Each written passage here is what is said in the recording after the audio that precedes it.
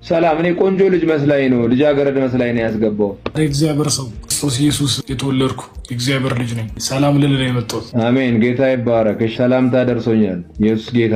እስቲ ትንሽ አውራ ስለ ክብሩ፣ ስለ ክብር አውራ። መጀመሪያ ስለ ክብር ምንድነው? ከዛ ደግሞ ስለ ክብሩ ሁለት ነገር ነው የምትናገረው። አንደኛ በአጠቃላይ ክብር ምንድነው? ቀጥሎ ደግሞ ክብሩ ምንድነው? የሱ ክብር ማነው? ስምህ ግን? ሰሜናት ሞገስ ይባላል። እሺ ናትናኤል። ካሌብ ማን ልበለሽ? ካሌብ።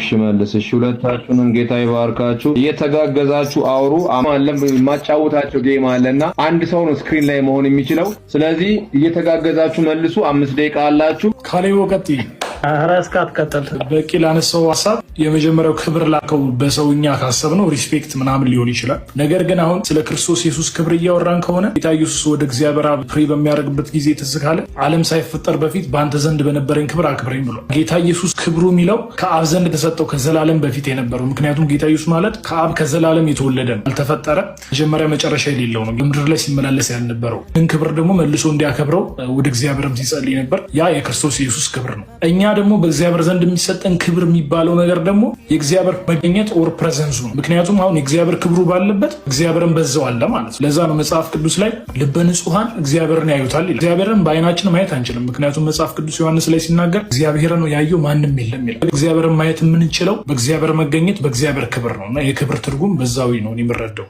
አሜን። ታንክ ዩ